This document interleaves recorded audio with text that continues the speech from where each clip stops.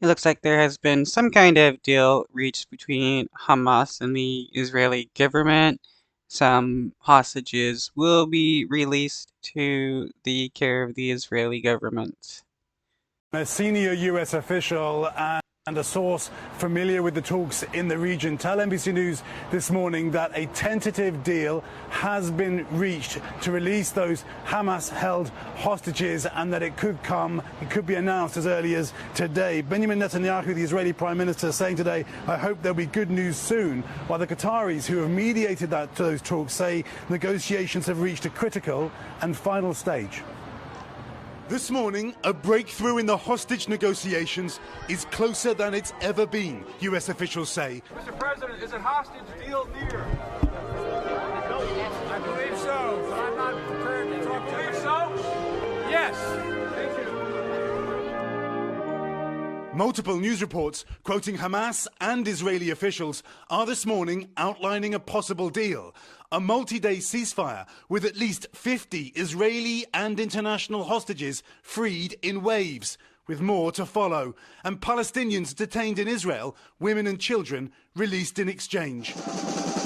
Ooh, that's good, because the innocent Palestinian people held by the Israeli government can also be considered hostages if they're not charged or convicted of anything. Why else would you be holding people if they're not guilty of anything besides holding them as a hostage?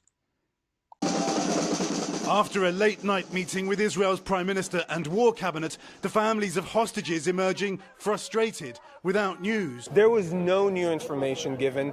They can't give any new information because this is, it might jeopardize any effort that they're doing. This morning, Hamas saying it's close to reaching a truce agreement, but Israel not commenting.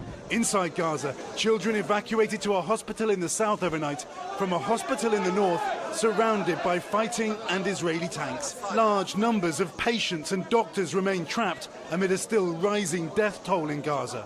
We met Saif O'Day, who was working in Israel on October 7th and is unable to get back to Gaza. 10 days ago, he lost contact with his wife and 3 daughters, Celine, 3, Sarah, 7, and Suha, 8. He's terrified they won't survive. 2 of my daughters witnessed 2 wars. This is the second war while they're still children, he cries. The White House urging Israeli caution in Gaza, but again echoing its support for Israel's government when asked about protesters using the term genocide. Israel's trying to defend itself against a genocidal terrorist threat. So when if we're going to start using that word, fine, let's use it appropriately. Okay, yeah, we can. The term genocide isn't mutually exclusive to just one group or one. Hamas is looking for a genocide, and the right-wing Israeli government is looking for a genocide as well.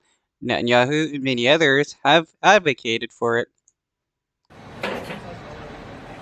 And back to those hostage talks, Savannah. In 3 hours' time, we expect a meeting of the Israeli government, a vote, and then an announcement. Announcement of a release of hostages around Thanksgiving. Well, that would be a happy moment.